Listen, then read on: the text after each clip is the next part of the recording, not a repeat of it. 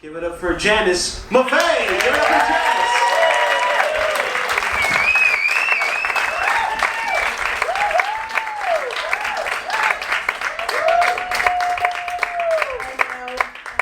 Call your mother. That's what you're in any event, I'm happy to raise the average age of the people on this platform here tonight, and I'm happy to welcome you to my hood. I live just a few blocks from here, and the Upper West Side, New York City is like filled with grit. For example, just a week or two ago, I went for my booster, and local pharmacy, and something interesting happened. First of all, they invited me into a broom closet, which I thought was kind of fascinating. That's kind of what can happen in New York. And a small chair, and as I, kind of inch my way towards it, the man who was dressed in a combination of sort of, I would say, medical gear and military gear, he goes, "Don't sit." And I went, "Don't sit down." And he goes, "Yeah," it's only a booster. Keep standing. And I'm like, that's my neighborhood. This is the place. This is the place. Plenty of grit here. And the pandemic, I think, has been learning for all of us. For me, a lot of the way my world has expanded in the last, I would say, year and a half. 4-letter word, starts with F, fish. What happened is, social media, you get these ads on social media, and I was getting ads for like cool socks, fair trade slippers, women's leather bags.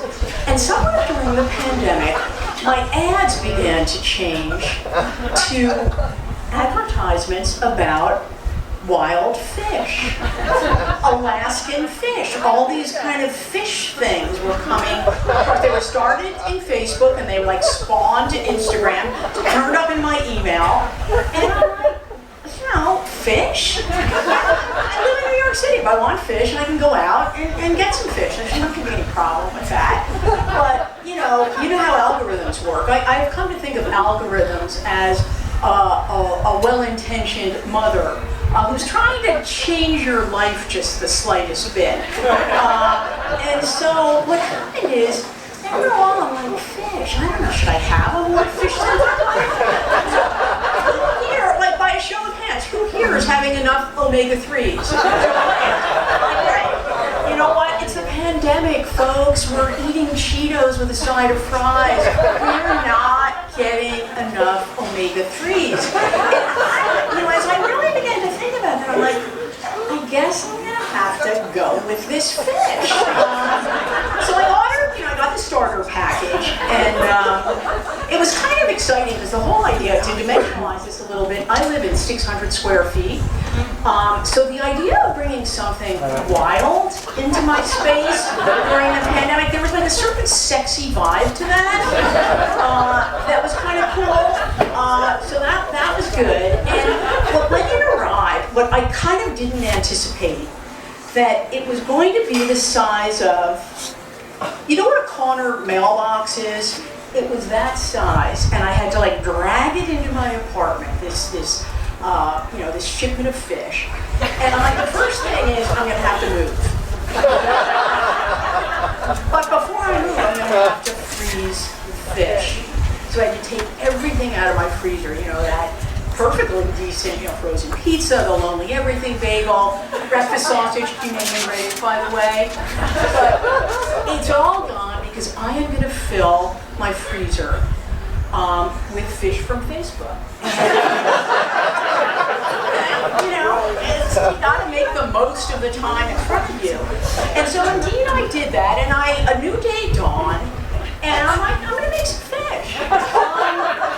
I got coho salmon, I got Pacific black cod fillet, wild tuna. This is a big time for me. When I opened up the first package, I was not expecting kind of the socially awkward moment that presented itself to me, because, by the way, friends, the fish comes in pairs. There are 2 salmon fillets. There are 2 wild tuna steaks. And it was sort of like the fish was saying to me, are you that alone? Do I can eat fish alone? We gave you 2. You can't find someone to come over and eat some fish with you? And I'm like, no, I contemplated that for a while. I was like, no, I'm alone. I'm actually very alone here with this fish. And I sat with that for a while, and I came up with a solution. It pointed me towards online dating, which is the place you go when you're doubting your self-worth to be certain you were right.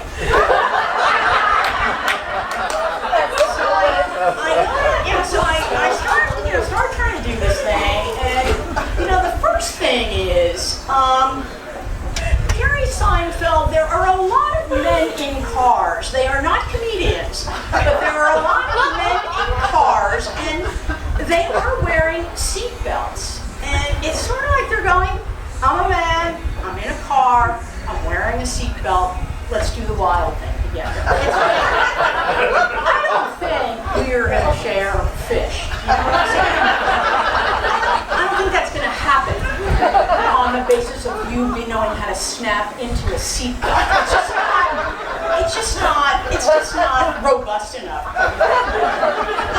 There are men, you haven't met them yet, but they're starting to make demands. They're like, I would like you to be tall, long, slender, and extra long legs is a plus. It's like, I don't think that's going to work either. So, thank you very much. There are men who describe themselves just very simply. They come up with very economical ways to talk about themselves, and they're like, one man said, I have teeth.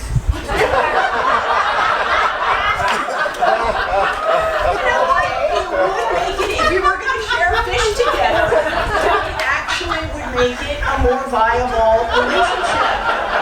But I'm not sure. And I was going along. It's not going well, as I think you can see. And finally I come across something. There are some problems with it, but relationships are imperfect. And I'm thinking, the ZZ Top beard, if we got to know each other, we could trim that a little bit. The well-worn MAGA hat, I'm thinking, you know what, this is just, he's had a momentary dalliance with anarchy. His friends, this fine gentleman is holding in his hand a very large, a very fresh, though dead, a very impressive fish.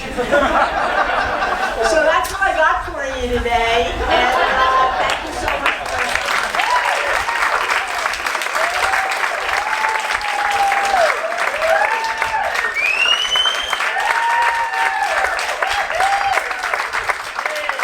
One more time for Janice, everybody.